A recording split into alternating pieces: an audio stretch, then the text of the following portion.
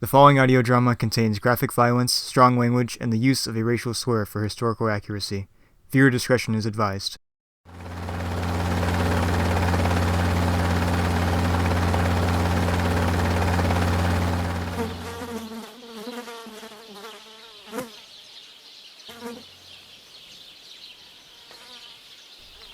There's a dead dog rotting under the morning sun.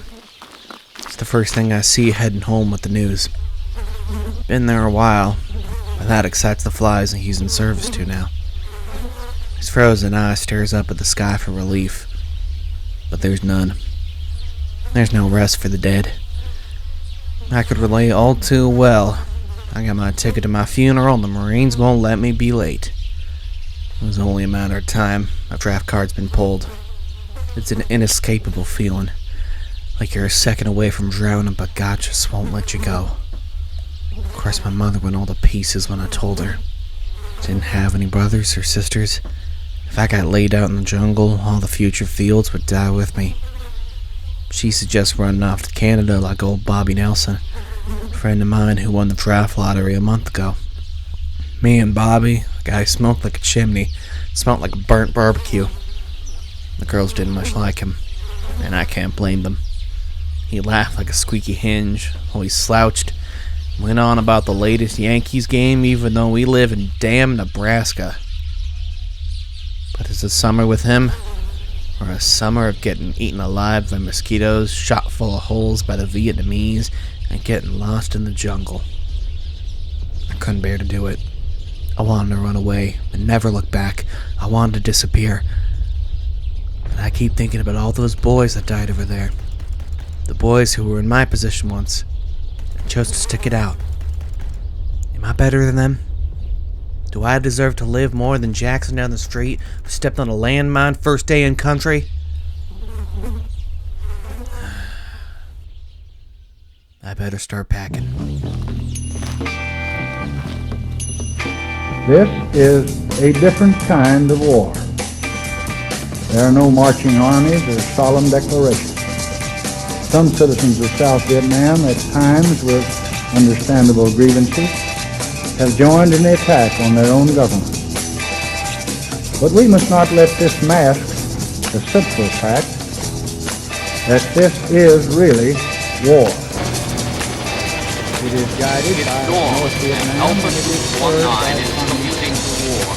21 GIs found one of the largest peace demonstrations in history was held last October in Washington. Billionaire industrialist Howard Gutman called the Merchant of Death was stocked at an all-time high thanks to the war in Vietnam, championing M16 manufacturing at a rate 3 times faster than any competitor. Got more boys to go for all these. Now is your time for greatness. Let's today for your country. Fight communism across seas before the Reds infiltrate our home front. Do it for the gals back home, for me, Captain America, for old LBJ, and for the United States of America. One nation under God. I'm counting on you. Don't let us down. We will not surrender. And we will not retreat.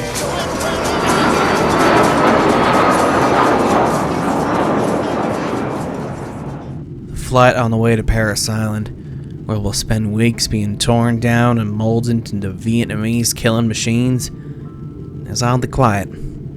It's like a funeral procession. Perhaps everyone is still processing the whole thing. The day before, they were all in nice, warm beds, and soon they'll be crawling through mud and dodging gunfire. Or maybe they're all like me, enjoying the crystal clear sky. It's so easy getting caught up in the boundless majesty of nature, almost all but forgetting the man-made violence staining the earth below. Doesn't last nearly long enough. Anxiety creeps back in as we descend back down to purgatory. After a quick bus ride, we're unloaded like crates of meat when we reach our final destination, boot camp. Double time, Marines! Merit eval tents to your left, move it or lose it! Throw your locks while you can, you damn hippie. Make a Marine out of you yet. Wipe that smile off your face, you damn rookie. 16 weeks of purgatory before it's off to the 10th circle of hell. It's like being the new kid at school, and I'm used to that. Dad found his career in the army, so we moved around like we were island hopping one of the MacArthur units. Each time I was told to introduce myself to the class, they'd ask where I was from. I never knew how to answer. No place felt like home very long. Guess I'll add this place to the list. Just behind the screen, please. Everything off. We're going to administer a quick physical. Blood pressure's good. Reflexes check out. Breathe in, exhale. Good. Ship shape and ready for training, Marine. Grab a uniform and get in line for the company barber. And so, dehumanizing process begins. I had a friend who joined up before the draft really was in full swing. He was back on shore leave for a bit. Before he shipped out, he was always listening to those Rolling Stones albums his dad bought. He came back from basic and I swore they replaced him with a goddamn robot. Guess it's my turn. The electric clippers cut through the last bit of my civilian life, littering the floor like some deconstructed rug. Painless, and gone in a flash. The guy next to me, real long hippie type hair. I'd swear the way he was hollering they were about to set his head on fire. Ain't no way y'all are taking my long, flowy hair. My girl Diane would kill me if I came back looking like a hairy cue ball. You can forget it. I'll do it myself, hillbilly. Get your ass over here. Fuck, easy now. That hurts. The hell you laughing at? Don't grow back, man. The kid just sneers at me, and we're shoved along through the assembly line. Make an orderly line just out front, ladies. If I see one toe out of line, I'll bust your ass so hard you won't be sitting right for a month. Move it! We all fell out of the examination tent into the courtyard. Trying to make as mathematically perfect of a line as possible, I found my spot. The guy to my left looks like he swallowed concrete all soaked up into his muscles. He could probably chop a tree down with his bare hands. Probably volunteered to rip off Ho Chi Minh's head personally. The guy to my right is a real nervous-looking kid. I can hardly believe he's old enough for the draft. His face is doughy and round.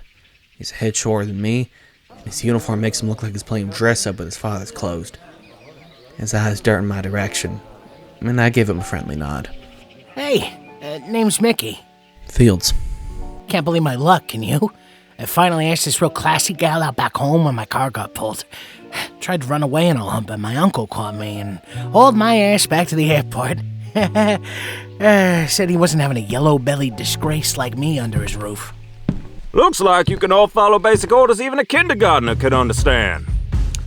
Good. It's a start. Now, got a limited time with you ladies. We're going to damn well make the most of it. We'll be having soft-hand ninnies representing these United States on the global stage. Defending all our women back home from these commie savages. You're gonna work until it fucking kills you, because if you don't, you'll most certainly be coming back home in a pine box. Let's get to it. First, horizontal ladders. If you don't have any hand or arm strength, you may as well go to the infirmary and have them amputate them clean off. You, start it off. Count to 5, then the next soldier goes, and so on. Don't disappoint your country. One by one, in a near-perfect sync, the line starts breaking down. Man after man taking his turn on the bars above, looking like clumsy monkeys swinging across branches. Before I know it, big muscle man is speeding through the bars like it's nothing, and I'm counting in my head. 1, 2, 3, 4, 5. I lean up and catch the iron bars, using my momentum to carry me to the next, and the next after. My muscles tighten and burn. The bars cut into my grip. Try to keep my mind off the pain. Just get to the next bar. Another, and you'll be even closer to the finish line. Come on, you bastard, put some muscle into it! You stole piece of shit! If I see your ass fall down on the ground, it's extra last for your whole squad! I'm straining. My palms are sweaty, and I have to keep going. I have to... I crash down hard in the dirt. A loose rock jabbed me in the shoulder blade. A gaggle of hyenas watching all break out in the chorus just as the drill sergeant rushes over like a furious freight train. His white, squashed face rages red. His veins look ready to burst. You disrespectful piece of shit! I gave you a direct order, you son of a bitch! What, are you deaf or something? I'm sorry, sir. I can't, sir. I've tried. Can't? Tried? You think that'll save your skinny ass when you're in the shit? Waist up in the fucking Charlie?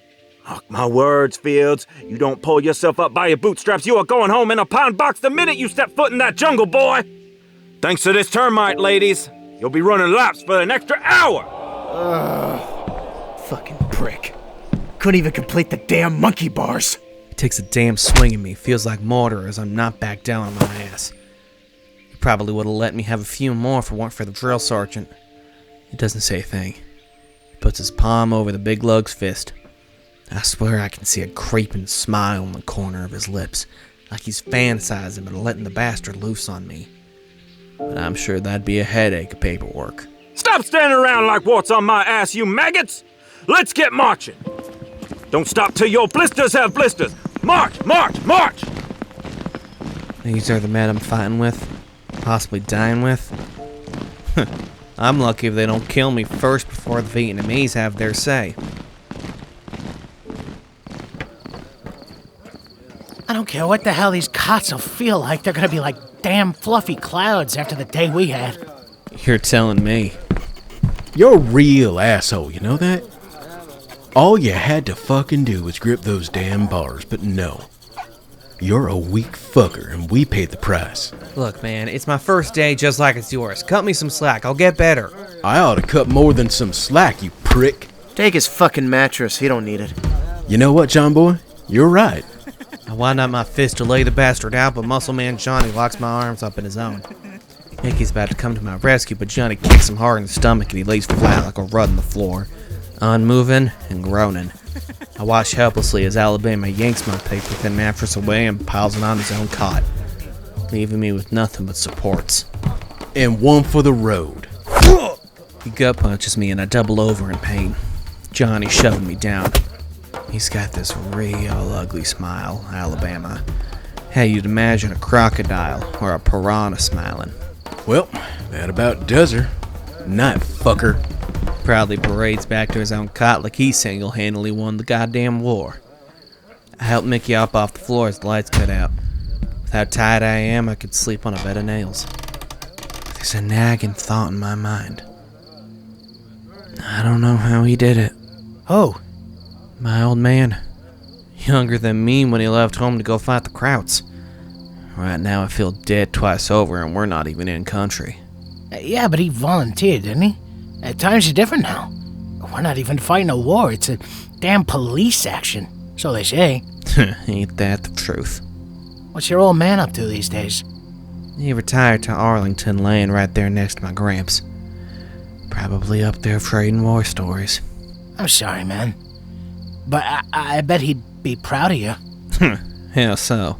You got guts for doing this. Not running off and all, charring your draft card.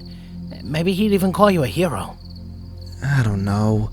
The whole thing isn't so simple. It's not as all black and white like it was in the 40s. I mean, what are we even doing here anyways? Stopping the spread of communism, of course. Painting the town red with our blood, too. You see those Captain America heads? Oh, give me a break with those. We all read those Cap comics as a kid. There's no way he'd march blindly to all this. Yeah, you know... Fuck off already and go to sleep before I choke the life out of both of you. Night, Fields.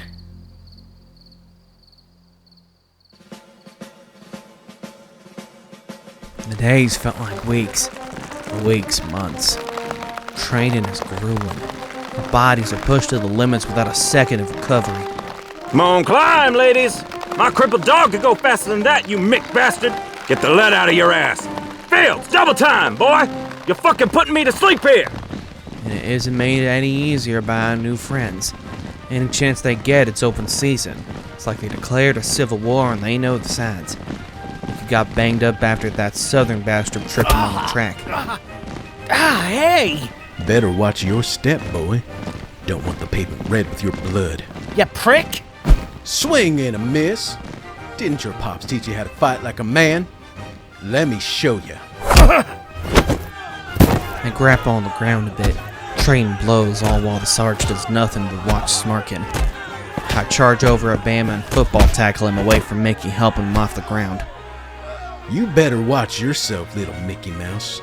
Your bodyguard won't always be around to help. All right, get moving, you limp dick fuckers. Show's over. Why is he doing? What did I ever do? I don't think he's got a reason. Some guys are just assholes.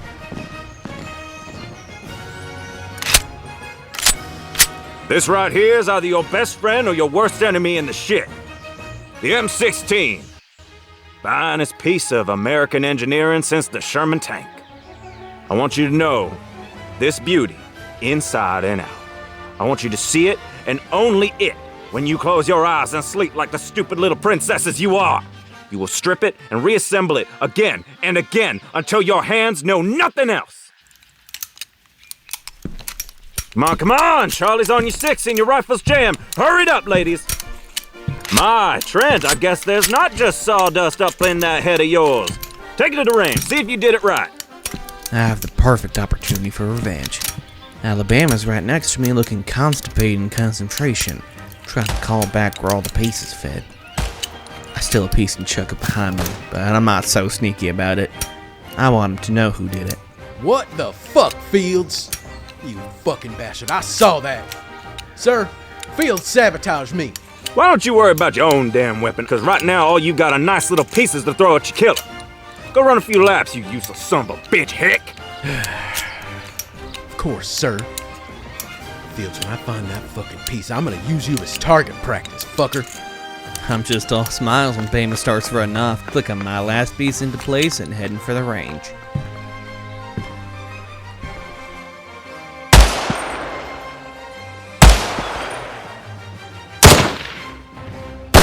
Not bad, Fields. Not bad at all. If you're a blind, one-eyed leper, 100 push-ups, then maybe you'll be ready to take this seriously. Yes, sir.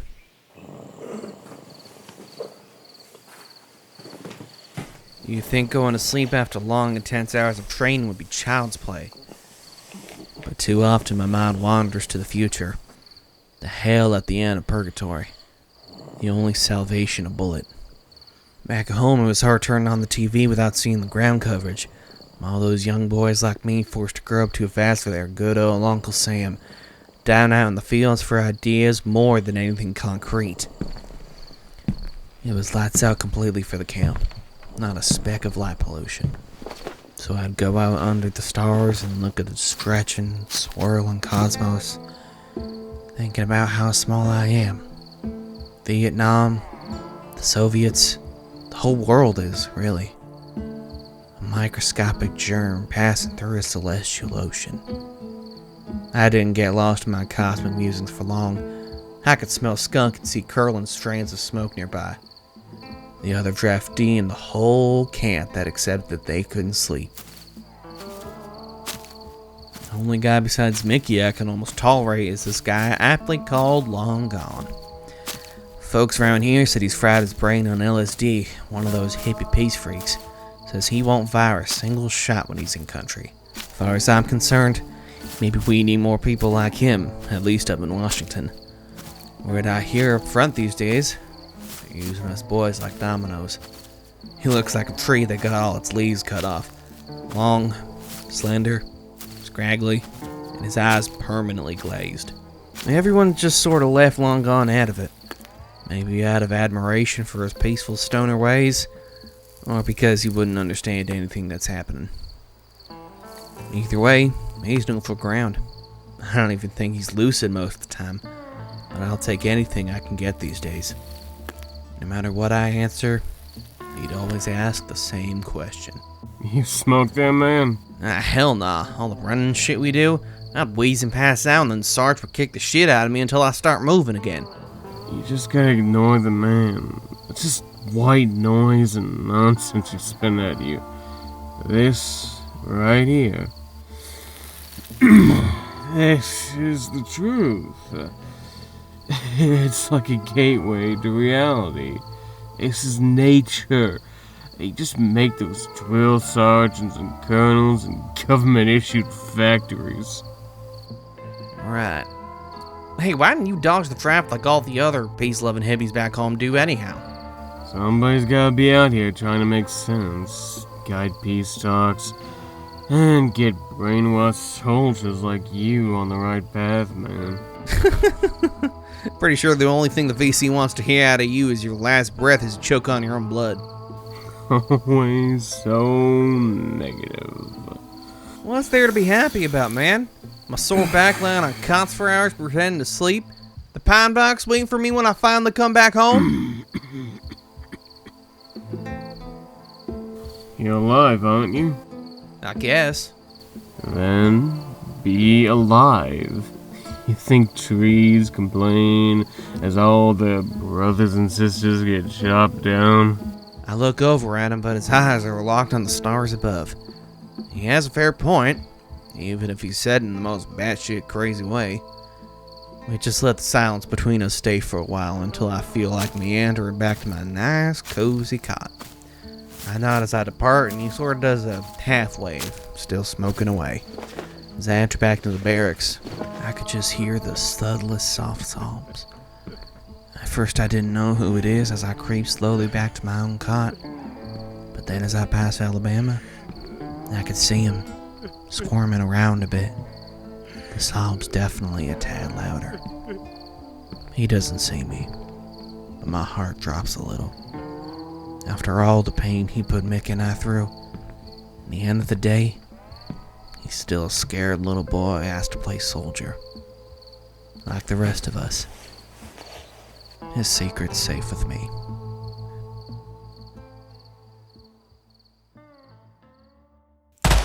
In time, we actually got pretty good. Not braised good, but even Sarge noticing. Far less derogatory lingo came spewing out of his mouth like a blown sewer pipe. And instead, he almost looked impressed. Did you see that shot, Fields? Finally almost got a bullseye. Charlie's gonna have to watch out for you, sharpshooter. As if. We all got bets back there in the mess hall. You know, kind of a Deadpool. And guess who's destined to be the first one to blown to bits by a mine or stabbed to death by a booby trap? Mr. Sharpshooter. Right there. Don't listen to him, Mick. Besides, I got money down for him being first blood. You're not thinking of shooting him fresh out the chopper, are you? Because that's my plan. Crazy son of a bitch. We may work well alone, like sharpened instruments. We weren't a team just yet.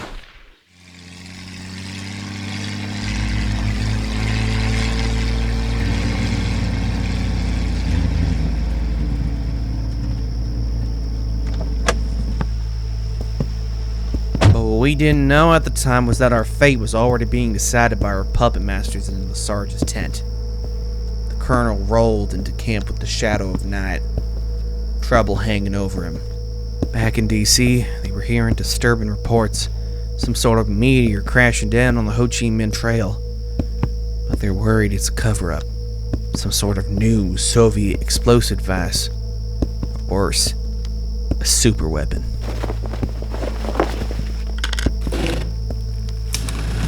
Colonel, sir! This is a pleasant surprise. Spare me the song and dance, son.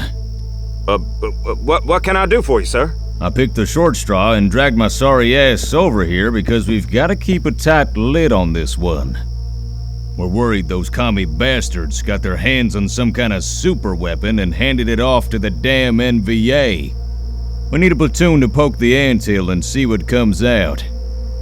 Respectfully, where do I factor into this equation, sir? Let me ask plainly, Sergeant. Who here's expendable enough for an operation like this? Now you listen here, sir. I'm hard on my boys. I've got to be. You think the VC will coddle them and tuck them in at night? No, sir. It's my job to make them men, soldiers even. But that doesn't mean that deep down they're not still boys with dreams of girls waiting to marry them back home. Sir, I'd appreciate you not calling them that. Need I remind you the chain of command here and that your country is counting on you, Sergeant? This is war. People die. Good people die so folks at home can sleep at night. That's the job. It's not pretty, it's not glamorous, but it's what needs to be done. Don't make me repeat myself. They don't have to be the best and brightest, just resilient.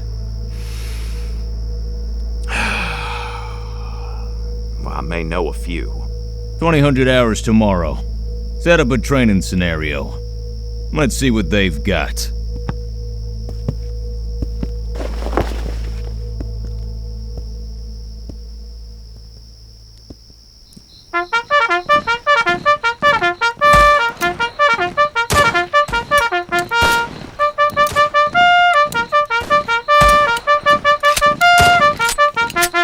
You wouldn't know it from our workload. Stripping and reassembling our rifles, running for an hour, target practice, an average day on Paris Island. Something's off with the sergeant. He's not barking insults, turning tomato red. There's almost a bit of sorrow in his eyes. I'm not the only one to notice as we go for our second run. What do you reckon's wrong with the bastard? Maybe his wife left him. Or he caught her fucking around. Nah, he'd be all angry, and then he'd take it out on us and yell up a twister with all that hot air. Whatever's got him messed up, I could get used to it. His bad news is our good news. Amen to that, brother. Give my blisters a rest. If only it were true. Daytime ticks away unusually fast, but none of us were about to get any sleep that night. As eyes start closing, dreams drifting in, we hear a loud metallic clatter outside. Some shoot right up, ready for action, training kicking in. Others duck under their cots, and the rest don't even budge. If they're gonna die, I guess they're gonna do it as comfortably as they can. The hell's going on? We get our answer soon enough as the sergeant strolls in, grim face covered in darkness. No one says a word as he scans the room, everyone frozen in place. I need 2 teams. Lancaster, Burke, Thomas, Red, Allen, and Haller. You're Team 1. Fields, Potter, Walter, Trent, and Long Gone. You'll be Team 2. Who the hell is Potts? Me, you dumbass. Better yet, what the hell is Long Gone's real name? You can't stick us with that junkie, sir. We've already got one less member on our team. Shut the hell up and report to my quarters with your equipment minus your guns. Strides back out into the night and leaves us all looking at each other confused. We just had to be paired up, didn't we? Whatever this is, y'all better not fuck it up. We gather up our gear without another word and walk hurriedly to the sergeant's quarters, into the lion's den. I could sense the nervous tension all around me as we near our destination. At least I'm not alone. We enter single file and find the sergeant waiting for us, back turned to his tent flap. Doesn't even bother looking us in the eye. For a moment, it's nothing but the crickets. But then... Now listen well. Tonight we'll be running some night ops. Team 1, you are to guard a flag in the forest clearing south of here. Team 2, you are to capture said flag and bring it back here no matter the cost. Team 1 will be given paint guns. Anyone that gets shot will be held in a makeshift barracks. If all of Team 2 gets captured, you lose, but if one of your team members sneaks in, he can free you. Gunshot from my starting pistol signals the beginning of the simulation. Any questions? He asks, knowing none of us would dare say a word.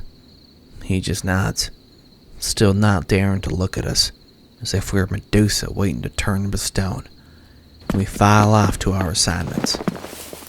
Team 2, my big, happy family of fuck-ups, watches jealously as Team 1 locks and loads their paint guns, one of them giving a half-guilty grimace as he double-checks his weapon.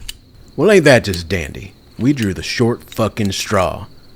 Set up for failure, I tell you what. Nah, man, it's a test. We do this and do it right, we could get preferential treatment. Could be one step closer to the Barretts, never know.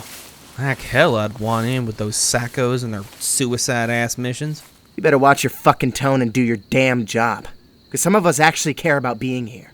Whatever, man. I'll play my part. Forget that. That's how they get us in that big web. Is surrender. Surrender is the subversion from the line they're feeding us. We beg and show we're just as human as they are, man. That's how we win for the soul. Long fucking gone. Just had to be, didn't it? Alright, you bunch of pricks, it's go time. Trudge up to that tree line and we'll see what these fuckers are up to. Devise a strategy. Who the hell made you leader?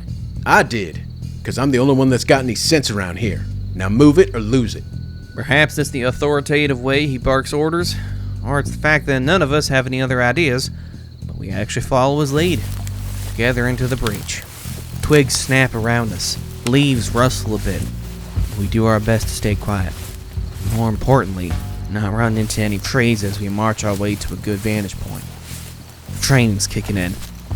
I don't feel like some kid playing army during recess. We're the real deal. That's good here. Well, take a look at that. Johnny doesn't even have to point it out. There's a big and obvious wooden structure just up ahead with a short red flag flapping out on front. More alarmingly, the other team. Weapons hot. 2 men out by the flag. 2 walking around the clearing. 2 with flashlights blazing sweeping through the forest some ways away. The hornet's nest. I say we storm in head first and take it. They'd be too stunned to fire right away. Some of us might make it. All we need is one to get the flag in Vamoose. And I suppose that'd be you now, wouldn't it? Well, I am the fastest, you know. Once again, you knuckleheads prove my point. No fucking way that'd work. We gotta split up. Long Gone, you're nearly fucking useless. But you'd be a good distraction. You go out there and you talk your damn nonsense to the boys out front. Johnny and I will sneak in back and snatch the flag. Mouse, Fields, y'all keep our exit route nice and secure. Distract them folks in the forest if you have to. Wait, won't Long Gone get killed in the process? A sacrifice I'm willing to make. That's fucked up. He's one of us. You can't just... It goes to win, ain't it? Unless you got another plan up in that hollow head of yours, this is what we gotta do. Y'all good? Sounds fine to me. Everyone gets into position. Mickey and I keep an eye on the lights floating around in the darkness, while Alabama and Johnny trek through the forest. Long Gone makes for the clear. Call me an optimist, but maybe this can work after all. It's showtime. Distraction comes into sight with the 2 guarding the flag, hands held high. Hey man, don't listen to that noise. You could just join together and stick to the... Throw the hippie in the barracks. Keep an eye out. They've got to be close. We're not losing this, people. One of the spare soldiers escorts our friend to the makeshift barracks while the others pick up the pace, scanning with a purpose. Mickey and I stay just out of their sight as our other parents stick to the shadows, making their way to the back of the barracks. We cut the tension in the air with a knife as our eyes dart back and forth from the sentinels to our team. Alabama nods to Johnny, and they move along either side, closer and closer to the flag. But then... Oh, fuck. The flag guards turn around right away and sprays both our boys with a few rounds of paintball. Alabama's face twisted in rage. You fucking idiot! Nice try, Bama. Got 2 more for the barracks. 2 left. Can't fucking believe I have to rely on Fields and Mouse. God damn it. My anxiety spikes. My mind starts to fill with panicked thoughts. How are we gonna pull this one off? The lights in the dark start encroaching. Soon we'll all be in the barracks, covered with paint smears, complete and utter failures. I look over at Mickey, but he doesn't seem nearly worried as me. He almost seems... determined? Just us now, Mick. What the hell do we... Run. Don't worry about us. Just get the flag. Mickey, what are you doing? Mickey, wait! Hey, you bastards! Over here! Bet you fat asses can't catch little old me! Mickey books into the forest, making as much noise as possible. Flashlights shine right on him, and paint starts flying in all directions. I'm amazed he goes so long without getting shot. He breaks out into the clearing, runs straight past the flag. The 2 guarding it acting without thinking, firing wildly and chasing after him. I have no time to lose. All eyes are on my crazy-ass friend, with the flag all clear as I charge it. But a thought nags at the back of my mind. They're fucking asshats, but they're still my team at the end of the day. Before I pluck the flag out of the ground, I yank open the barracks door. Fields? The hell are you doing? Get the damn flag back! Not without you guys. I need my team on this. Damn noble idiot, after everything. Go on, take it. You deserve it. He actually gives me a nod and a smile. I can't help but smile back as I rip the flag out of the ground and hold it proudly like a soldier on Iwo Jima. I hear Mickey let out a yelp of pain, then the thunder and footsteps draw near. They finally figured it out. Go, go, go, go! Get the fuck out of here! Our boots pound hard on the ground as paintballs whiz past our heads. We huff and puff through the forest, dodging branches and projectiles all at the same time. My heart is about ready to burst. What we don't know at the time is our lungs try to suck up the entire world's air supply, and we're being watched the whole time by the brass. The colonel is snooping through his binoculars, half impressed by our performance.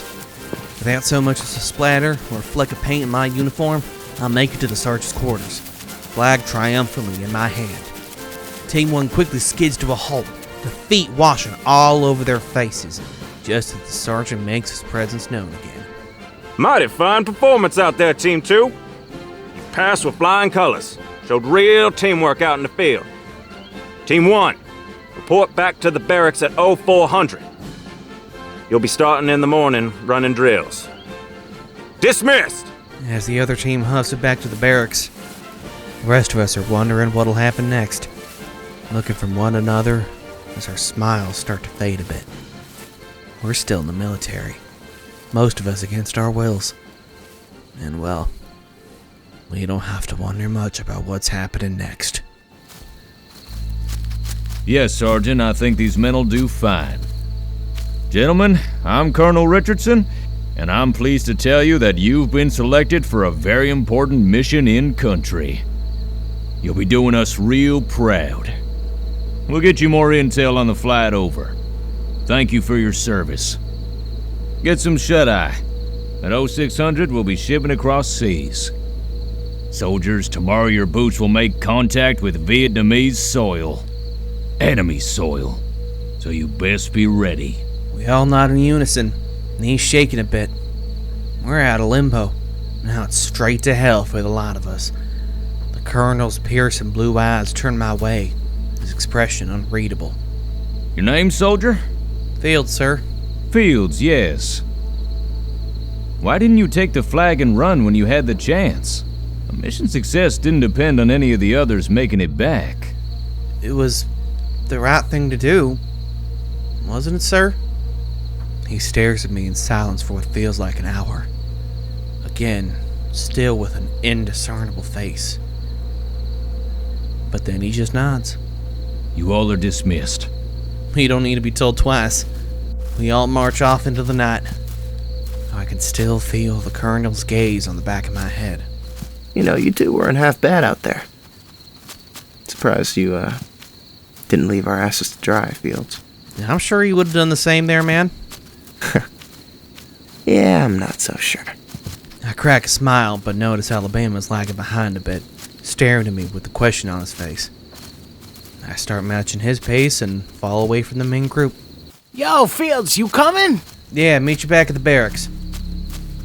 You okay, Bama? Feels like we just got here, don't it? But like, I'm an old man now. I know what you mean. Tomorrow's the big day.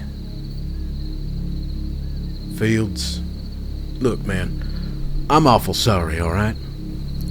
Truth is, I think I was taking out my fears and everything on you. It ain't right. We're all here together. Everyone's afraid, it's fine. Let's just bury the hatchet. My little brother came back older than me from this tour. He's real different, not just because he got his legs shot clean off during the Tet, but it's like his very soul left his body. All we got's a husk. Makes me wonder what we got waiting for us out there.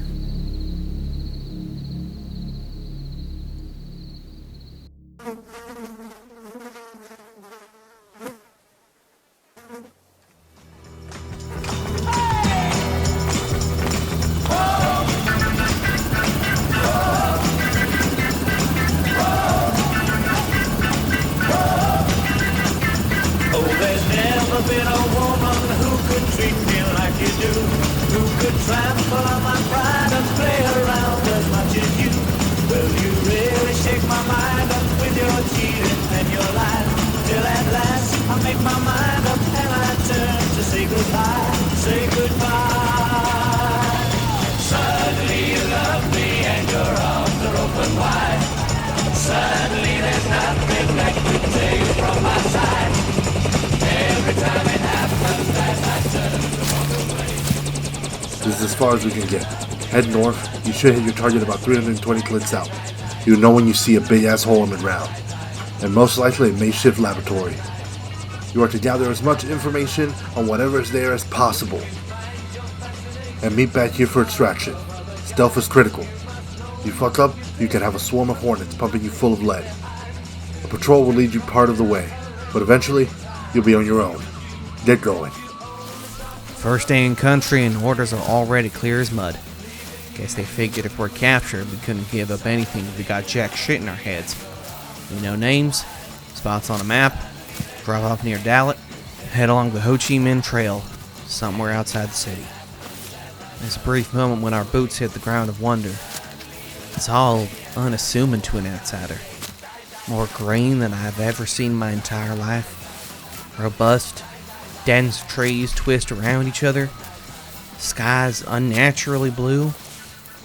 But then the air gets sticky. Mosquitoes start taking their taxes. And you remember you've just stepped to the basis for Dante's Circle of Hell. The sight that interests the boys the most, however, is a woman standing there waiting in the jungle clearing for us. Arms crossed, canvas bag lightly creaking back and forth hung over her shoulder. Her ginger red hair is tied back in a bun. Her tanned skin is nearly flawless, except for a long cut on her cheek that looks a few days old, but not gone. Her eyes are a smoldering brown. There's a sort of dark beauty about her. Not a Betty Jo going down to the salon every Tuesday to gossip, but someone that's seen some shit. Someone not at a place in the heart of madness we find ourselves in. Gentlemen, you'll be traveling as a war correspondent. You've been briefed on what can and cannot be written about. What stays classified. My suggestion is just to pretend she's not there. Simply fly on the wall, so to speak. Easy for you to say, sir. That there's one mighty fine fly if I've ever seen one. Keep it in your pants, hotshot. I'm not your cousin. Damn! She got you good, Mama! Payma looks deflated. Mouth agape trying to think of a comeback, but it's nothing but dead dumb air coming out. Oh, I like this one. Billie Braddocks. Just treat me like one of the guys. Need me to shoot, stay up, watching for Charlie. I'm your gal. I'm Fields. This is Nikki, Johnny, Long Gone's over there somewhere, and the man you mortally wounded's Alabama. So let me get this straight. You actually volunteered for this shit? Yes, sir. Gotta show the people back home what's going on out here. You're fucking crazy. You'll fit right in. You mind if I take a few pictures? Capture some real red, white, and blue-blooded American soldiers? By all means. But this is my good side.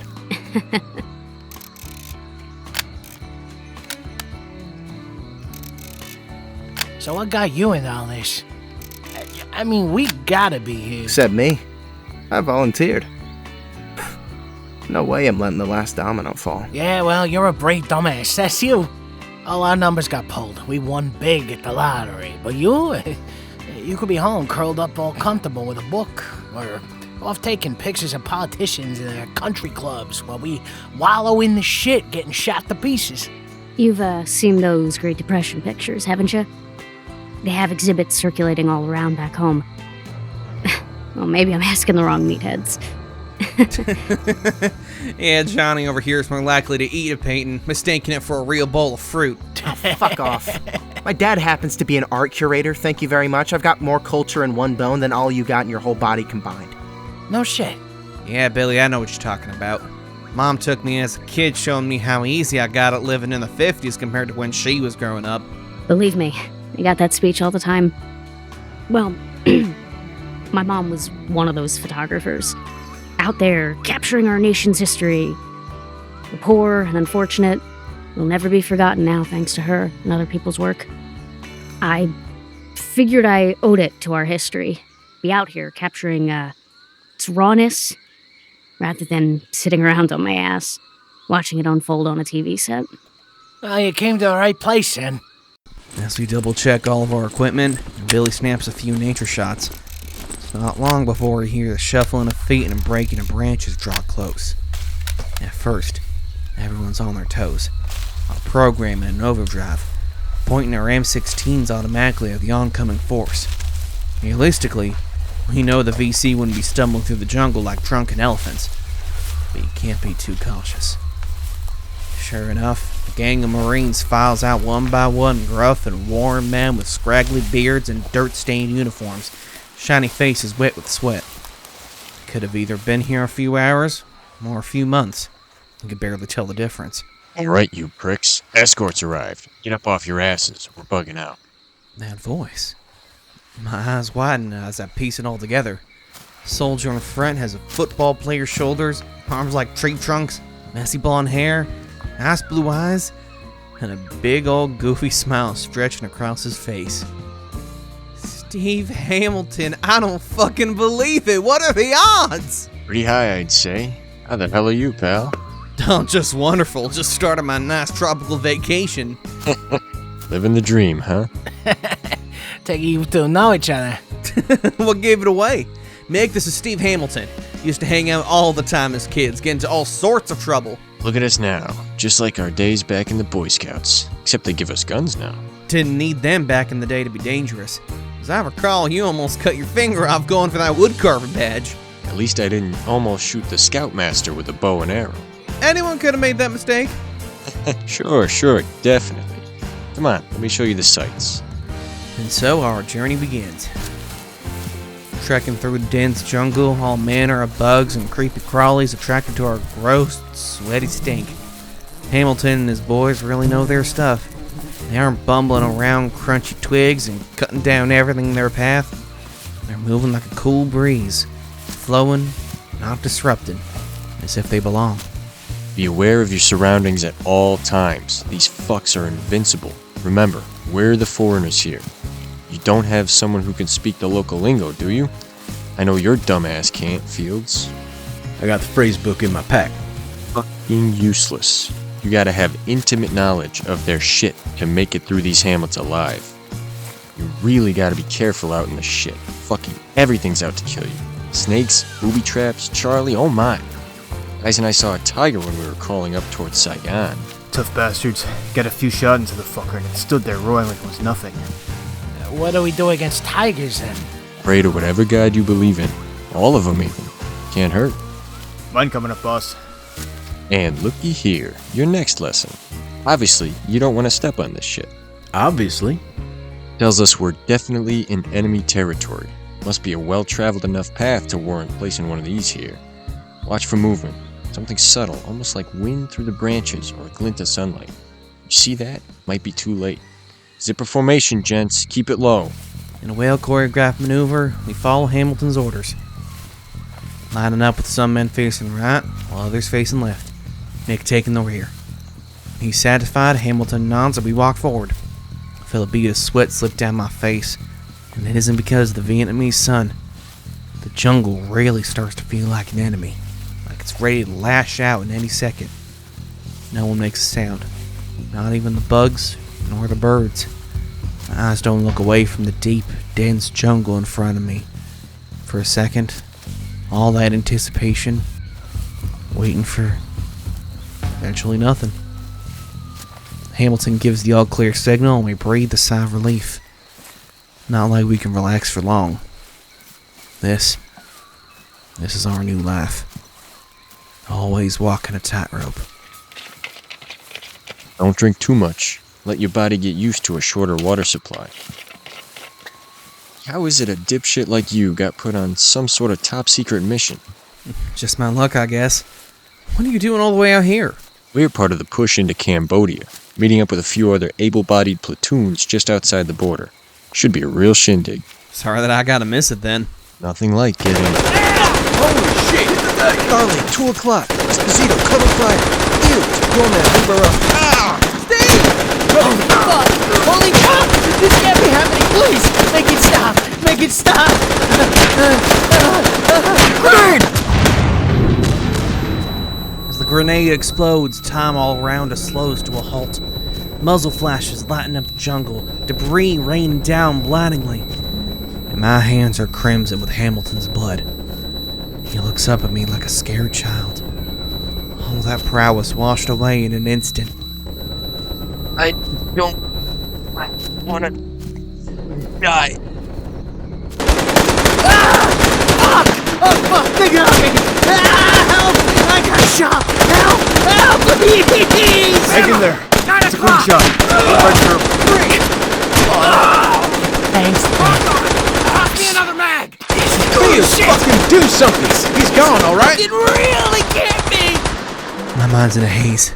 My eyes blurred with tears. I fumble around, I find my M16, looking around wildly for something to shoot, something I can make pay. I see a shadowy figure pinned behind a tree and let loose with all my rage, sending a full mag of lead speeding in his way. He rips the fucker like he's paper. Before I know it, the rest of the guys take care of the ambush, and the silence rolls in. But it's louder than the gunshots and explosions. Everyone's gone. All of them. Every one of Steve's squad. The green jungle floor is stained red. Gunpowder smoke creates a haze. We all stand in silence, taking it in. Where the hell are we? Why did they send us here? I look back down at Steve as a fresh tear runs off my cheek. It's almost like he's asleep.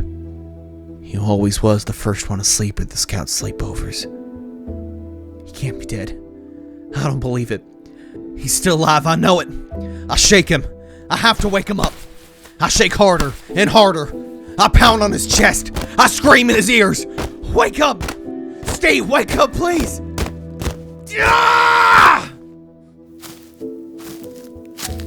I feel a firm hand on my shoulder. Half expecting to be Johnny or Alabama telling me to grow the fuck up. But when I turn around, it's long gone. Standing before me. Sobered up. Listen, man, listen. He's in a better place. He's out of this hellhole. He doesn't have to worry about landmines, disease-carrying mosquitoes, Viet Cong, torture methods, any of it. Don't pity the dead, Fields. Pity the living. I stare into his dark brown eyes. There's a storm swirling around in him. He's right. He can't go off and get married, have kids, die peacefully in his sleep. But he's out. And hopefully somewhere better. No amount of training could have prepared us for this. It was a hypothetical. Our enemy's invisible, their bullets imaginary. We were kids thinking we're invincible. Now we've finally woken up to reality. We stand there, rooted in our spots, unable to look away at all the blood and carnage. All of us, except Billie, who watches through a camera, snapping away. I glare, but it fades when I see the sorrow in her eyes. I'm a vulture, I know. But they gotta see this back home. They're sending kids to do their dirty work, destroying a whole generation. That's what we become now. The generation they left out to die in the jungle. Long gone's right. The living aren't done yet. We gotta keep going. We collect everyone's dog tags, their last vestiges of humanity, and do the only thing they can. Keep moving forward. The bugs eat us alive, like we're walking buffets. The beauty of the jungle only seen through Billie's lens now. Snapped and sent home for those lucky SOBs that only gotta worry about writing up business reports and Sunday night football. We jump at shadows, try to wrangle our minds in. At least when we're getting shot at, we know where the damn VC is, but now, we're silent as a grave for a while. Sorrow and shock practically drowning us like a relentless tsunami. But it's no way to live. Alabama's the one to open his mouth, trying to get us to forget the unforgettable. How's that arm of yours doing there, Mick? Fucking hurts. Hey, let's see. That's the first time you haven't called me one of your stupid names. Purple Heart winner deserves a bit of respect. Don't let it inflate your ego. Ule. Mind if I get a couple of shots of you boys? What? Didn't get enough of us in action? Got too much of that raw animal fear. I wasn't scared at all. $5 says she's got you screaming like a baby in that roll film. No shame in it, John. I was scared shitless. Oh, no shit, really? The scariest thing that happened to me before this was... So after 6th grade, I walked through the woods by my house all the time. Quickest way back and all. Sort of peaceful. Just me, my thoughts, a little bird song. A fateful day heading back for dinner. After staring at the television display at the hardware shop, I started hearing a little shuffling noises, broken twigs. I thought nothing of it, probably a rabbit or something. Then panting, a horrible cry. Wolf was hot on my tail, charging like a freight train. I booked it, man. Tears were pouring out of my eyes. I thought I was a goner. I could see my house getting closer and closer as I sprinted like a marathon runner, only I wasn't looking real good at the ground. Tripped and fell, practically skinned my knee off. I was done for. Then it stopped. Looked at me with those fierce, deep brown eyes and just ran away. To this day, I'll never understand why. That's nothing, man. You should see the shit I see when I drop out these tablets. LDS? Man, I think you've dropped too many already. Hey, you got anyone back home? Lil Bo waiting for his tough dame to finish up the war and get a shot of Ho Chi Minh singing the armistice? Nah, look at her, man. She's one of the guys. All banged and shit, got a feminine bone in her body. You'd be surprised. Wear the right dress and all the scars magically disappear. Anybody ever taken a picture of you out here? Nope. That don't matter. Just the observer. You're the ones making history. Don't sell yourself short. Charlie's not holding back because you have a camera. You're one of us. Here, I'll get a shot of you. You checked out on this equipment? Yeah. It's like an M16. Point and shoot. Instead of killing. Got something beautiful. There. Quite the charmer, aren't you? Now you're part of the exhibit. Thanks, Billie. Shit. Well, we don't have to worry about showering now. Speak for yourself. I take 100 showers to wash this stink of Johnny off over there. Fuck you, man. Brothers make even the hardest shit feel alright. We keep up the banter as we crawl closer and closer to our target, and further away from any semblance of civilization. Nothing but nature, and lingering, creeping fear. You could hear it in their voices. They've tried to hide it, but it's like those girls back home that covered their faces like clowns. The sobbed cracks. It could have been hours, days, weeks. But whenever it was we finally stopped for the night, my feet hurt so bad they're completely numb. The back of my neck's all bug bites, and all that friendly good times tonk fades with the sun. The dark another story. Shadows have shadows. Can't see shit. There's no comfort. Not even with our rations. God damn. I've ate garbage that tasted better than this shit. I've eaten sawdust that had more flavor. You guys ever stop fucking complaining? Nope. Well, straighten up. In case you've forgotten, we're not at a hillbilly fucking jamboree. I know where the hell we are. Then fucking act like it. I'll take first watch. Mick, you got second. 2,200 hours. Lucky me. Bama, 2,400. Fields, 200. Long gone, 400. Then we ship out at 600. Anyone got a problem with that? Yeah, whatever, man. Get some shut-eye. You said we were done joking around. We all smile along, but we know it's true. Our first night in country is likely to be an all-nighter despite how dead tired we all look. We fish out ponchos and sleeping bags, pick out our very own plot of dirt, call it a night. No matter how much I've tried first, my eyes just won't close. I swear I can hear rustling footsteps just ways away. Worn boots scuffing the forest floors, AKs teasing the leaves around them as they push on by. Light Vietnamese whispers in the wind. My heart provides a rhythm to it all, the tempo ever increasing. I try to tell my mind it's a lie, just my imagination, but it doesn't fully take. Deep breaths. Deep breaths. I force my eyelids close, practically having to hold them down with my own 2 hands. Boy, that's a mistake. It all loops in my head. Steve getting gunned down, begging for his life, his eyes glossing over. My eyes bolt open back to reality, but it feels like I never left the dream. I snatch up my M16 and just start walking. I don't know where, but I managed to run into another night owl. Billie props herself up on a tree, staring up at the deep, cloudy sky, not peeling her eyes away for a moment. So, how you holding up?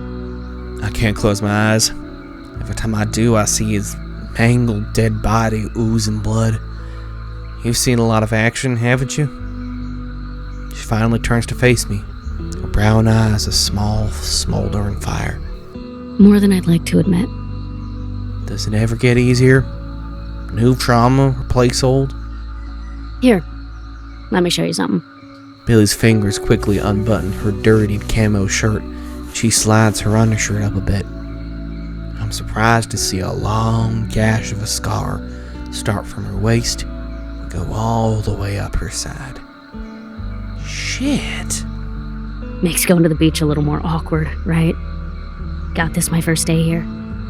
The platoon I was embedded with got caught up in a firestorm near Cambodia. The ones that died in action were lucky. Rest of us were rounded up, thrown in a VC prison camp. Got this beauty here for my trouble. They tortured us so badly we were begging for a bullet. They stopped asking questions. Got more sadistic. Barrettes broke us out after about a month, but I can see it as clear as day. Feel it. Yeah, the scars don't go away, but what's in your head, it hurts worse. It's about managing the pain. Up there, doesn't go away. Piles on like a stack of bricks. It's up to you to be stronger. Got it? I can't find the words. It's like the whole dictionary just vanishes. So I just nod. You're up, man. I look back at Billie for a moment as I take up my post.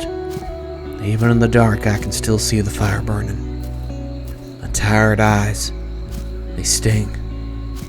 My body feels 50 times heavier with fatigue. But I can't even imagine myself sleeping. 2 days out from our target, insomnia's following us all the way. I can't even remember what home looks like.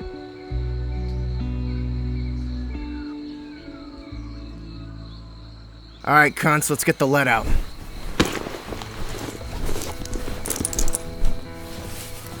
We keep marching, no matter what.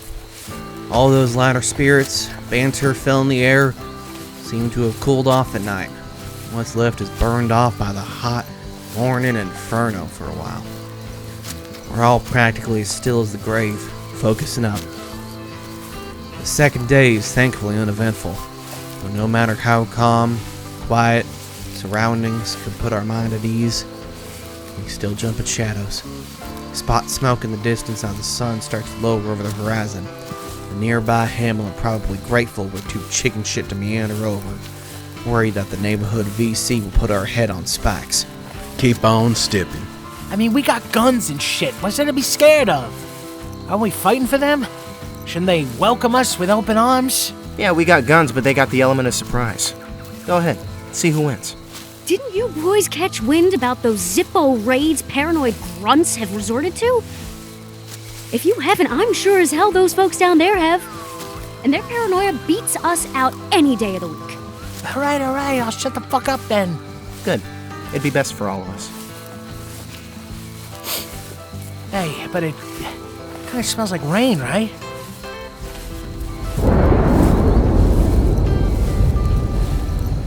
What happened to shutting the fuck up? Just had to say something, didn't you? My bad. We move like ceaseless zombies through the jungle. Sure enough, day starts to turn to night. Just before it gets too dangerous to keep pushing forward, we stumble upon something deadly suspicious out in the nearby clearing. Perhaps something more dangerous than a minefield or punji sticks. What the fuck is this shit? Wounded VC looks like he's fallen for one of his own traps till he's propped up on a tree. All manner of bugs starting to crawl over to the living corpse while his blood stains the thick grass. No weapons in sight. Just got a few dirty leaves held over his cuts. Ask me? Probably a trap. Fucker's probably got a grenade hidden for when we get close enough. Or, he's a lookout. He'll call for his little buddies to ambush us. Looks like a poor wounded bastard to me. Probably left behind by his unit. These people are wild animals.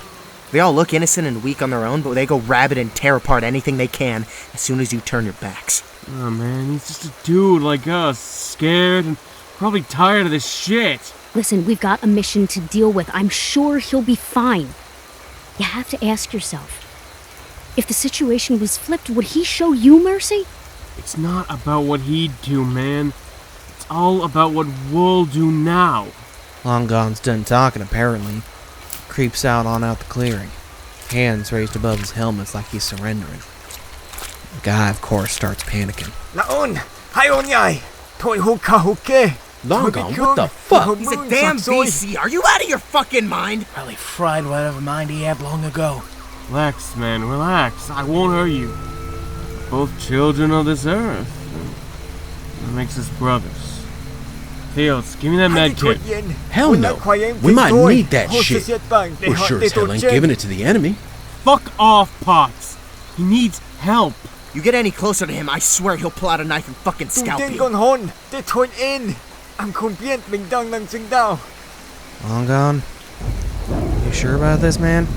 Don't fucking do it, Fields. Don't waste supplies on the damn enemy. It's too late now. Just go ahead and give it to him. Whose fucking side are you on? You some kind of pinko? Johnny stares daggers at me as I toss my medkit to Long Gone. He moves forward cautiously as if he's in a minefield, holding the medkit up for the wounded Charlie to see. Listen, man, listen. I know you can't understand me and all, but I'm here to help, okay? It's gonna be okay. The endless stream of angry Vietnamese stops when Long Gone looks him in the eyes reassuringly. I was on the fence from the beginning, but when I see the guy's small smile and nod, I realize Long Gone's right. In the end, we're all just scared boys fighting for whatever ideology we're surrounded by. Whatever we have to do. Whatever they tell us to do. Does he believe what the others do? Was he shoved into this mess, kicking and screaming like most of us? It could have been a beautiful moment. But like everything in this hellscape, it sours in an instant. As Long Gone gets ready to wrap his wounds, the man reaches behind his back. And Johnny finally scratches his itchy trigger finger. Jesus! He was getting his canteen, you maniac! What the fuck did you just do? Shit, butcher! What? He was... I fucking told you, assholes! Johnny, stop! It wasn't him! His patrol must have been watching us! I don't give a fuck! They're all the same! Long Gone! Mickey, don't! He's done! Just fucking run. There are too many.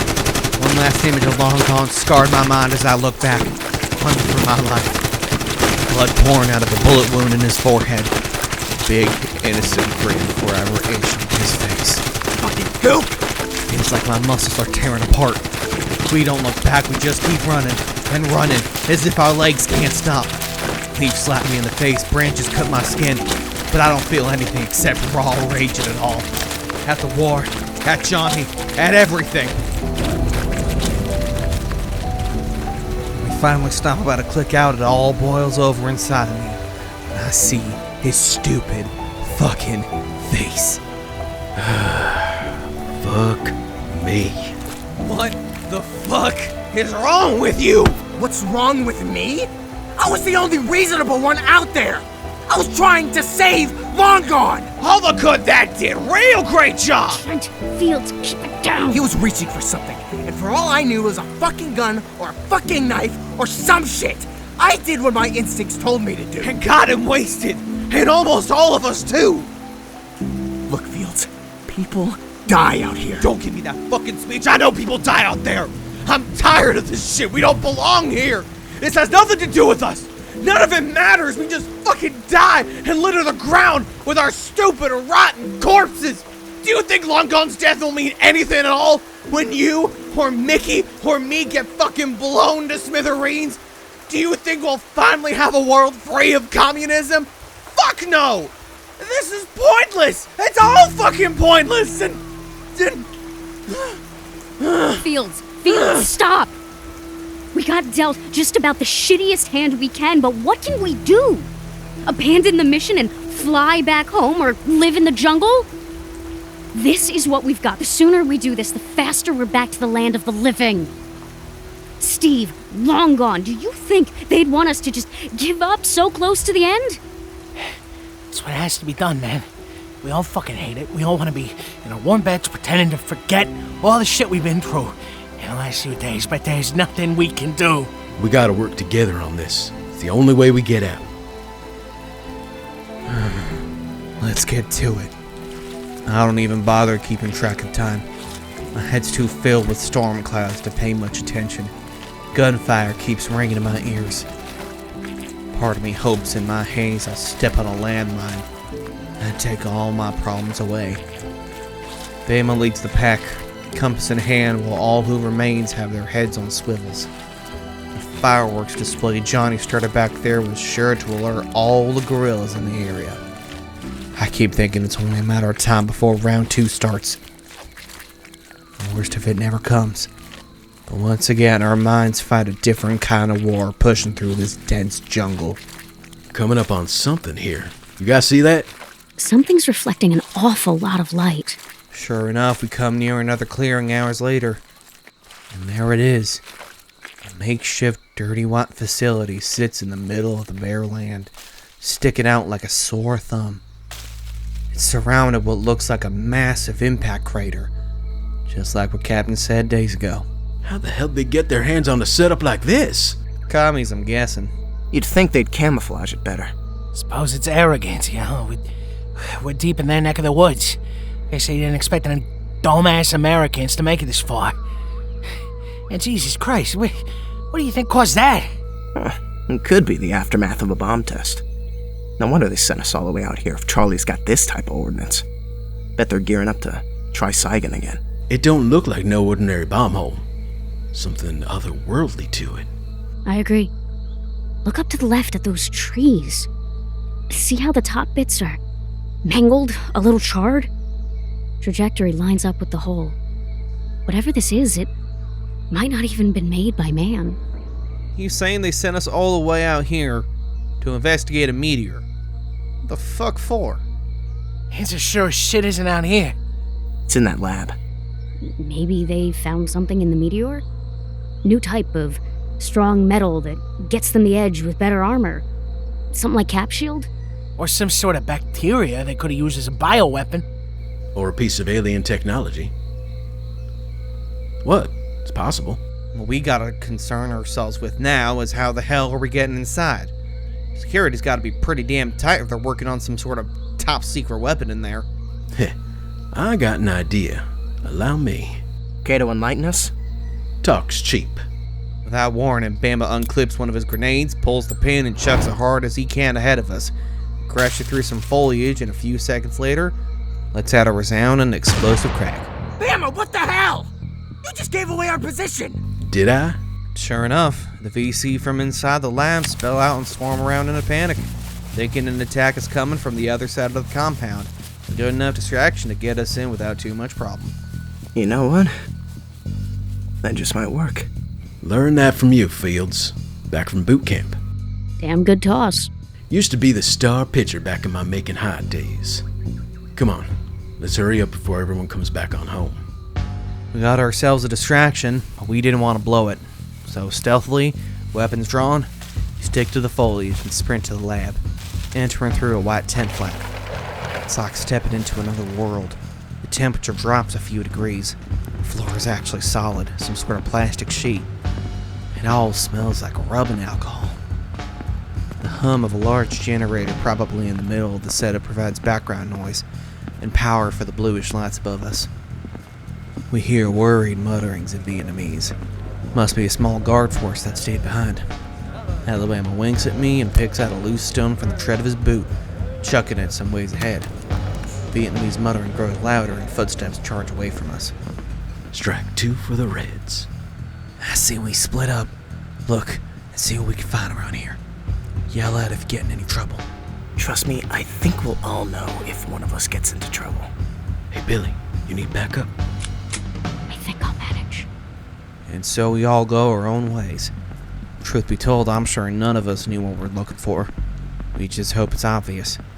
I creep forward, sweaty palms gripping my M16, remembering what old Sarge used to say about it being our lifeline. I pass by room after room, poking my head in them to make sure no VC were planning to jump me, and to see if I could find any documentation or weapons. The facility was still super new by the looks of it. There's not much here so far. I hear the trudging of a patrolman, tripping forwards towards me, and dive into the nearest room, back on the thin wall. I can knock him out, cut him down to size with my combat knife. But I didn't want to risk it. Suddenly, the boots stop right outside my room. He stands at the threshold. My heart stops. I say a quick prayer to whoever's listening. He stands statue still for an uncomfortable long time. I swear he can hear my breathing or smell my sweat because his eyes narrow. And then, just like that, he keeps on his patrol. I'd let out a sigh of relief, but I can't even risk that.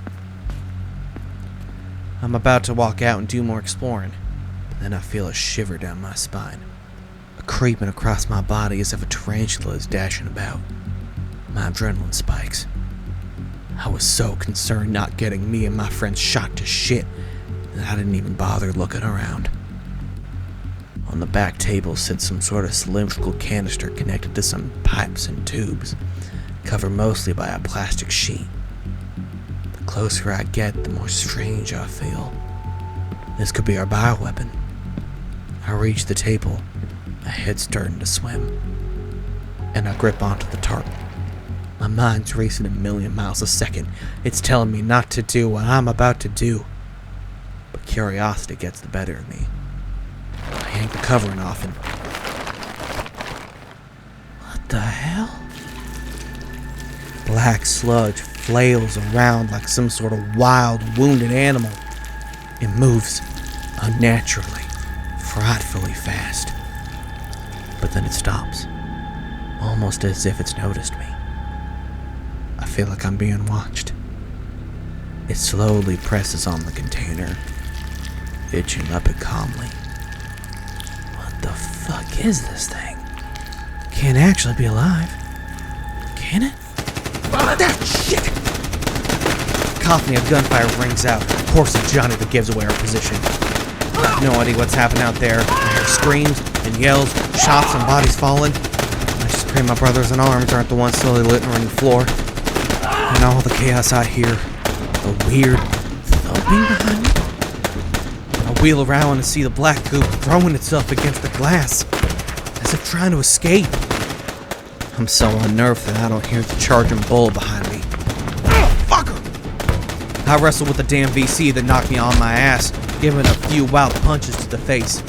2 miss, but one's lucky enough to make contact. He takes the blow and gives another back before he tries to grab my neck in a vice grip. I knee him hard in the stomach and he's winded. The tide changes quick. I shove him over on his back and get on top, hitting him hard on the jaw with my bony knuckles. I let him have another. Blood starts flowing liberally from his nose. What I don't pay attention to is the fact that he's reached to his boot, yanked out a rather sharp knife. I feel a slash in my leg and stumble back off him. He edges over me like Anthony Perkins in Psycho with that thing, pushing me up against the fallen over canister. I can feel the vibrations on my back as if it's trying to bust out of its prison when the knife's powering down from my throat. I move out of the way just in time. The knife punctures the glass tube, shooting out a few shards on impact. What happens next is beyond nightmare material. The soldier writhes in agony, the black ooze slowly engulfing him, crawling up his legs and chest, making him unrecognizable, barely even human anymore. His muscles bulge, his face transforms as the ooze completely takes him, sharp teeth jutting out, eyes enlarged and turning a menacing, pale, dead white. All the while I stand in shock. I try to move my legs, try to bolt out and never look back, but I'm stuck, breathless, heart pounding out my eardrums. And then, the shape stops moving, laying there still as the grave. My mind unleashes a slew of unsettling thoughts. What if this parasite's eating this poor bastard's body, sliding down his throat into his internal organs, bursting him open from the inside out? But then, it slowly rises to its feet, towering over me, a mass of shiny black muscles, parring its sharp as knives' teeth. Holy shit, what the fuck is that? I hit the deck as Mickey continues unloading his M16 on the beast, but it doesn't even flinch. Instead of falling over full of holes, it stomps closer and closer to Mick, pulsating with rage.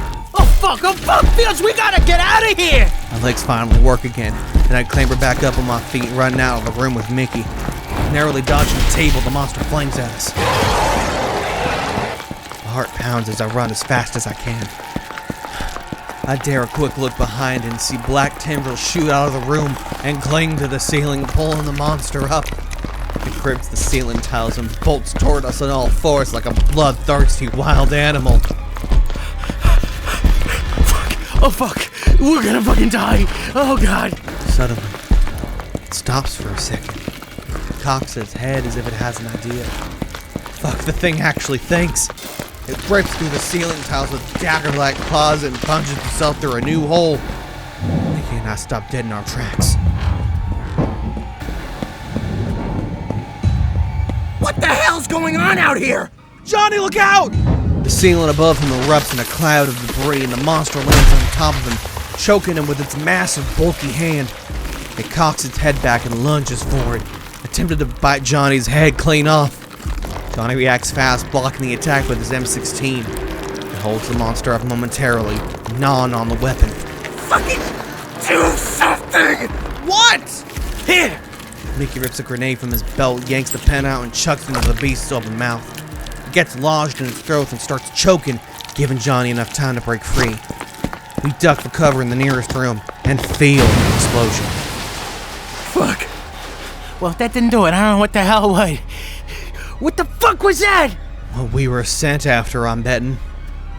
Cautiously and admittedly a bit scared, we creep out from the cover to see if Mick's grenade indeed did the job. What the hell? Where'd it go? Maybe the fucker disintegrated?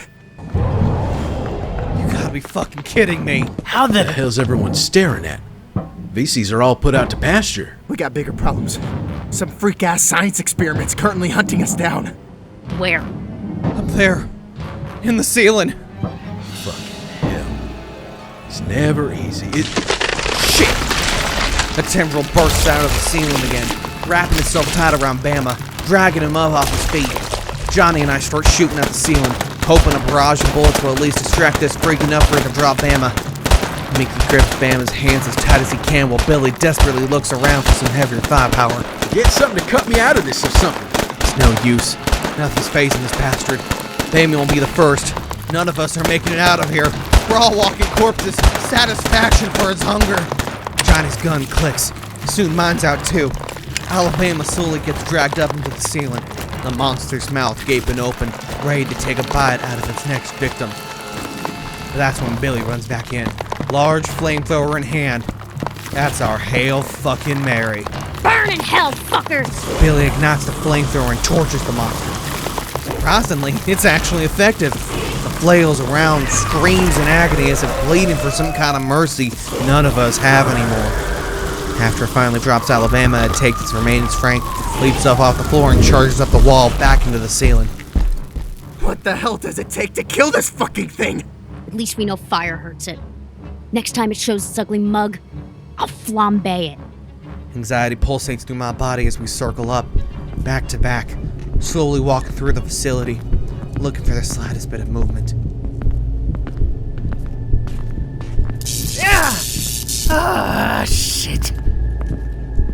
Where the fuck is it? It looked pretty fucked up. Couldn't have gotten that far. The beaten, battered, and burnt husk that remains of the soldier the monster took over collapses in a bloody mess from the ceiling, scaring us shitless. One question remains on all of our minds. Where the hell did that damn monster go? Fuck. I don't know and I don't care. The Green Berets can deal with this shit. Let's get the hell out. We don't look back. We don't need to, really. That horrid monster may be gone, but it'll live up in our heads forever. Its horrific screams and wails still feel in my eardrums. I feel sick to my stomach. The genie's out of the bottle. If the NVA and Soviets are messing around with dangerous shit like that, trying to control it, we are all truly and unequivocally fucked. We could have ran the length of Vietnam in that moment, charged into Cambodia single-handedly. For best case scenario, we run into an NVA patrol and they execute us on the spot. Living in a world with that abomination, the commies don't look too damn bad anymore. Our legs and lungs finally give out. We crash down on a well-forested area, still shell-shocked. Fuck me. Well, shit. I'd say we have enough evidence on that fucking monstrosity, don't you? Get me the hell out of this place already.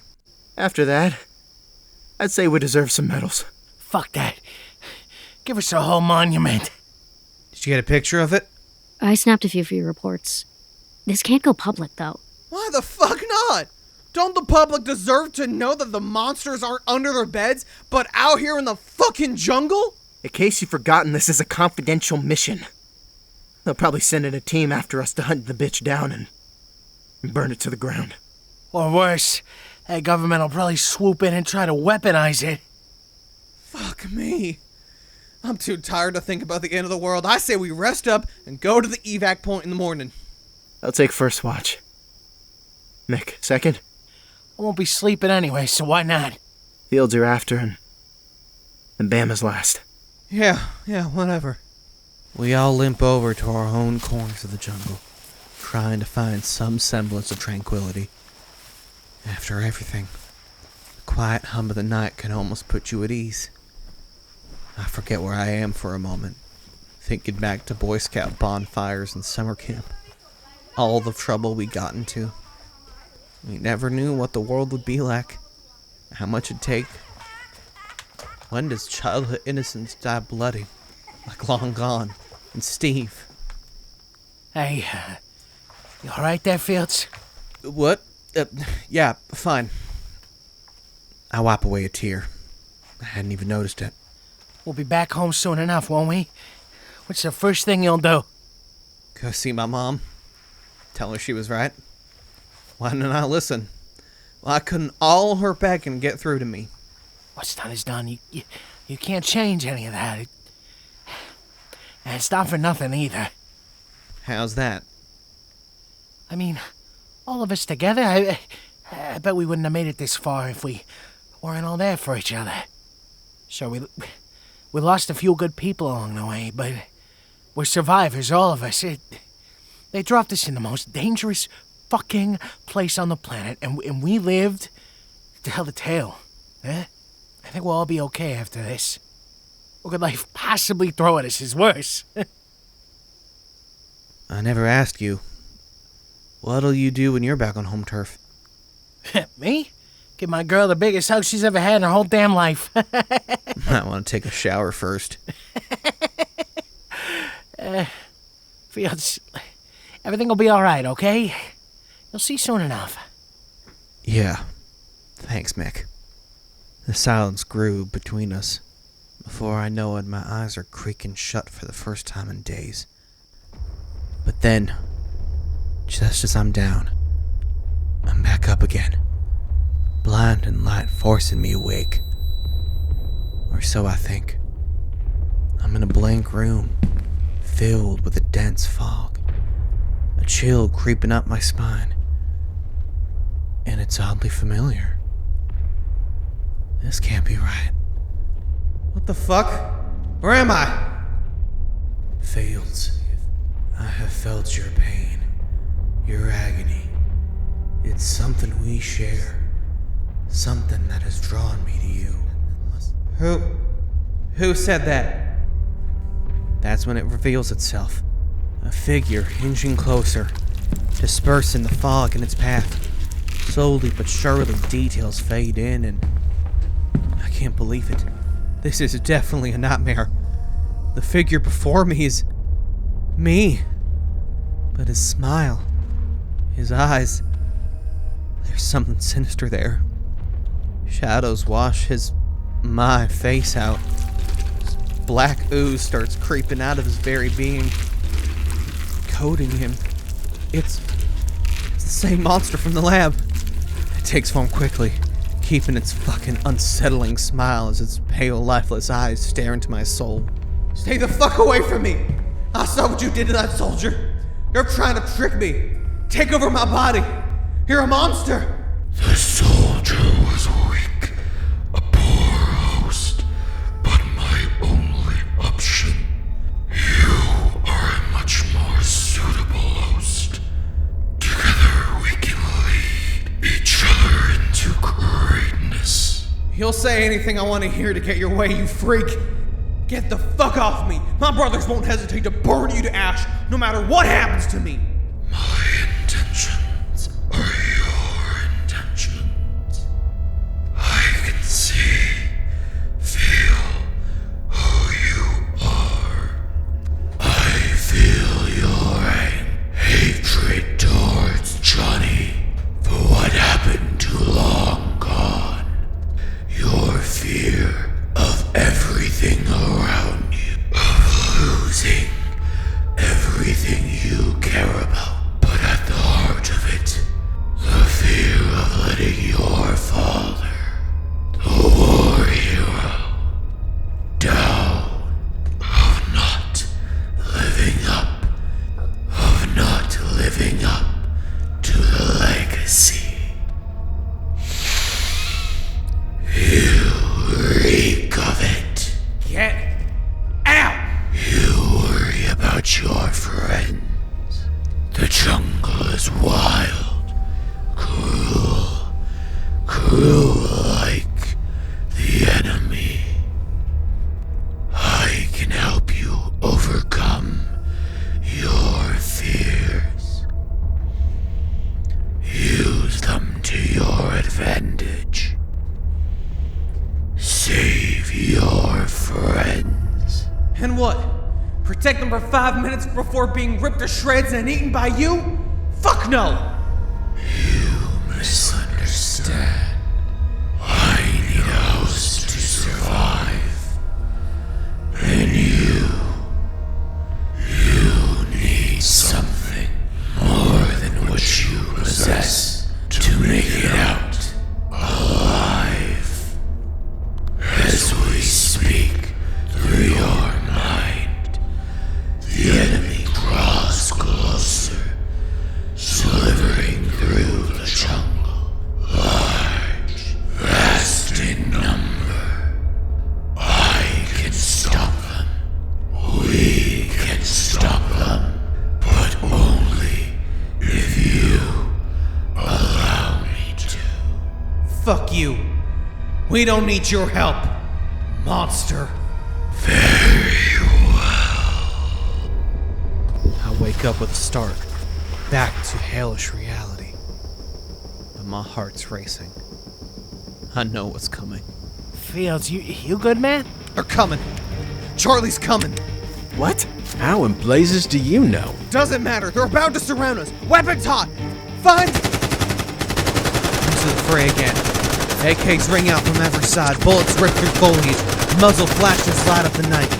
We get our shit together and return fire in the number of this enemy. We can't see a damn thing. We just hope our bullets know the way. Trent, grenade, now! Fuck! I'm out of here! Here! John, 9! Got him! Look out above! Ah! Bama! I'm being overwhelmed over here! Fuck! There's too many. Fuck, that quitter's talking! Get your ass! Johnny, look out! Grenade! It all happens in a flash. Mickey shoves Johnny back into the wounded Alabama, prime his legs to jump to cover, but it's too late. The grenade explodes in a ball of flame, ripping through Mickey like it's nothing. Bits and pieces of what remain fly all over our clearing. My heart stops. drops into an endless chasm. My ears ring. I feel like I died right there with him. A tear slips down my dirty cheek. Nikki! Johnny, you son of a bitch! You should have paid attention! First Long Con and now Mickey! I should fucking kill you! You killed more of us! Fields, calm down! We're in the middle of a fucking war zone, asshole! Shit, that sounds like more are coming. This is fucking it, we're done. Rage boils over me. I let loose a whole magazine of ammo into the darkness around me, yelling like a madman. I lose myself. I go into a Viking rage. I see through tear-clouded eyes how fucked we are. Bullets streaking by, getting close to their marks. Our own ammo running out. More shadows among shadows. I can't let my brothers die. Mickey, Long Con, Steve, no more. I won't let anyone else die. I know what I have to do. It's the only way. Alright, you fucking monster! Come out! I accept it! I'll do it! Save them! Save them all! A wave of cold floods over me. I feel like I'm drowning in thick, viscous blood. My heart threatens to break all my ribs. My lungs deflate like balloons. Darkness fills my eyes.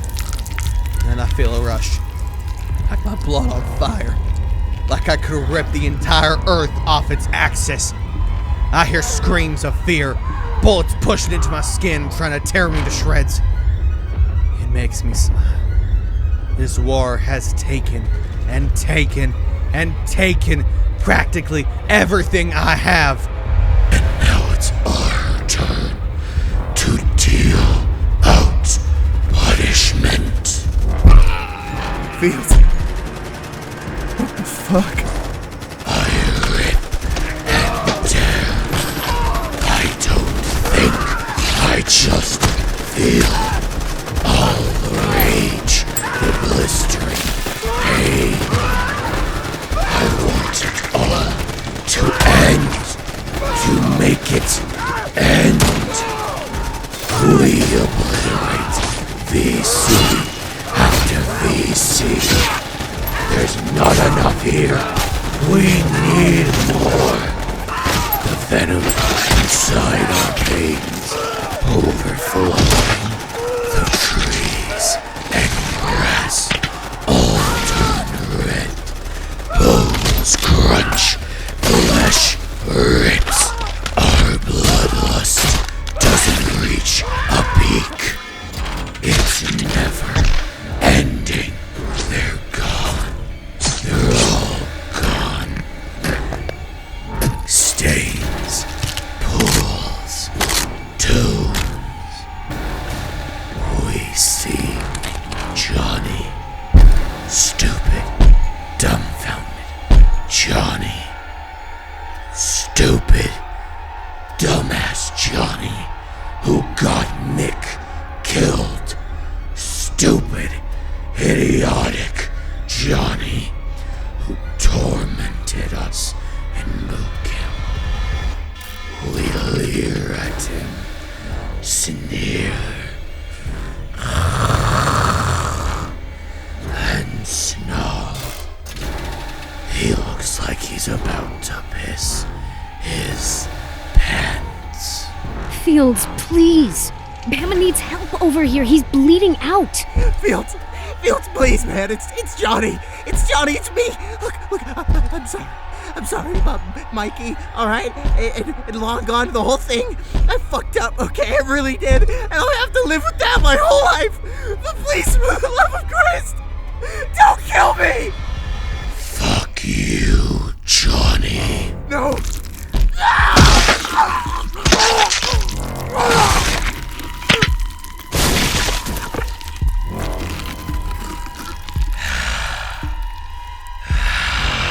Fields, please, Bama. He bled out. It's over. It's all over.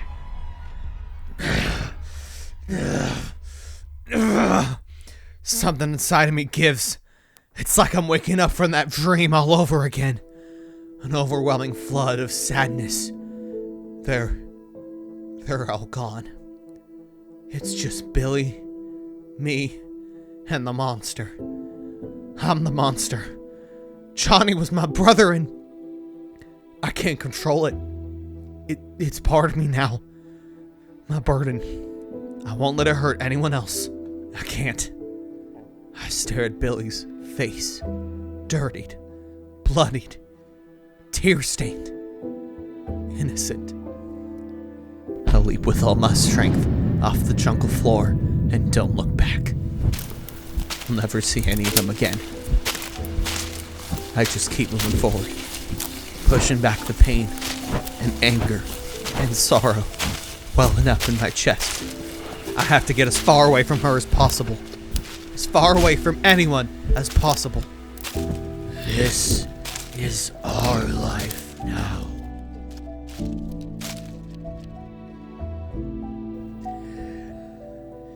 I heard about boys coming home and being egged by protesters as soon as they got off the plane, as if they were responsible for all this. I heard about the fall of Saigon, the bloody evacuation as the commies marched in, the bodies on the street, entire villages gone. Did anyone really win? What was it all for? Just like the war we became all but forgotten. The monster in the jungle. Urban legend. A ghost in the wind.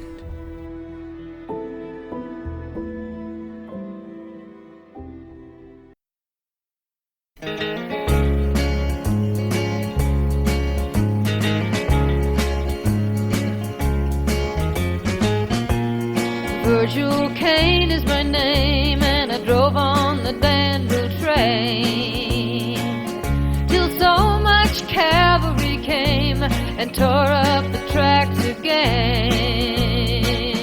In the winter of '65, we were hungry, just barely alive. I took the train to Richmond that fell. It was a time I remember oh so well.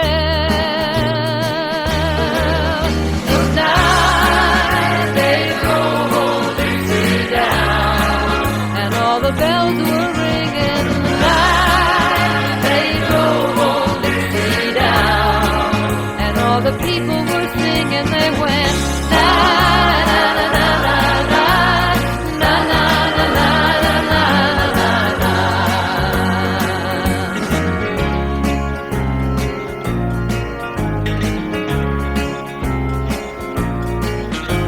That was my wife in Tennessee. And one day she said to me, Virgil, quick, come see, there goes the Robert E. Lee. Now I don't mind, I'm chopping wood, and I don't care if the money's no good. Just take what you need and leave the rest. But they should never have taken the very best. Tonight they drove old Dixie down, and all the bells were ringing. The night they drove old Dixie down, and all the people were singing. They went na na na na na na na na na na na na na.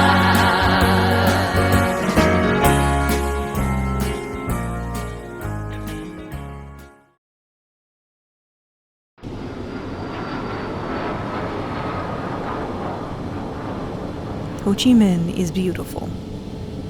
Its lights make promises across the night sky, and for a moment it makes for such a spectacle I can almost forget who I'm here with, and why.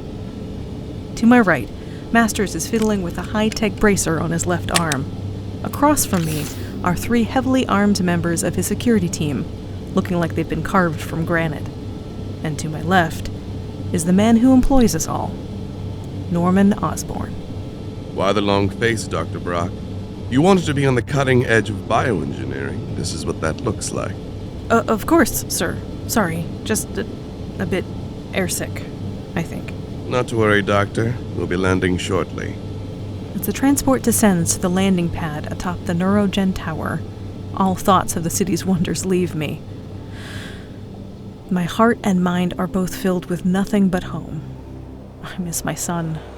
I miss my husband too, but as much as I love him, I worry about who he can be sometimes when I'm not there.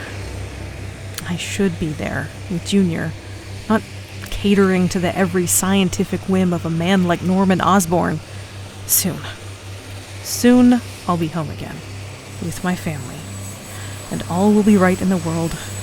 I just need to see this through first. Here we go, boss. Showtime. The transport touches down. Dr. Nguyen is there, waiting for us, flanked by a couple of his own stone men. As we disembark, he gives me a look that makes me contemplate leaping from the tower, but I maintain my composure. An honor and a pleasure to have a captain of the industry like yourself taking an interest in our project, Mr. Osborn. Like you, Dr. Nguyen, I'm a man of vision. Shall we? There are few pleasantries beyond that. With a giddy, naive sort of haste, Dr. Nguyen ushers us down into the facility. A feeling of dread grips my heart as he gushes the way a teenage girl might over a first love. Our researchers found it while taking some soil samples as part of a different project. Near as we can tell, it's been driven underground for some time. Possibly since the war. Feeding off microorganisms and whatever animals it could. Well, it's extraordinary. I've never seen, I would argue, it was something like Providence, if I wasn't a man of science. Science and Providence are not necessarily mutually exclusive concepts, Doctor. Yes, of course. He leads us through several more corridors. More security doors. This specimen is truly something special, Mr. Osborn. You'll see. Of that, I've little doubt. We enter the main chamber. Several researchers are hard at work, consulting tablets and monitors and notebooks. In the center of the lab is a large containment tube, and inside is a mass of writhing obsidian, striking repeatedly from inside its cage. My heart seizes. I can feel the rage from here. Oh my God. Isn't it beautiful? He turns to us, grinning again, almost bouncing on his feet. It lashed onto one of the researchers from the survey team, wrapped him up from head to toe. And then? And then he, or it, who can say, ripped the tree in half, hurled it at the others, and ran. Took us nearly a week to recapture the thing. What about the host? There were some challenges, but we were able to extract him from it. It's a bit touchy about fire, as it turns out. But he expired soon after. Catastrophic organ failure. It appears the creature was more or less keeping him upright by that point. Very sad, but his sacrifice will not be in vain. If we can figure out how to properly harness the creature's abilities. It's always the same in the end. Men playing at being gods. I have not been much better than them in the past, but I can be better than them. For my son, for Eddie, I have to be better than them. Once I'm back in the States, back with my family, I'm handing Osborn my resignation, and I'm never looking back. This is too much. This is... I'll take it.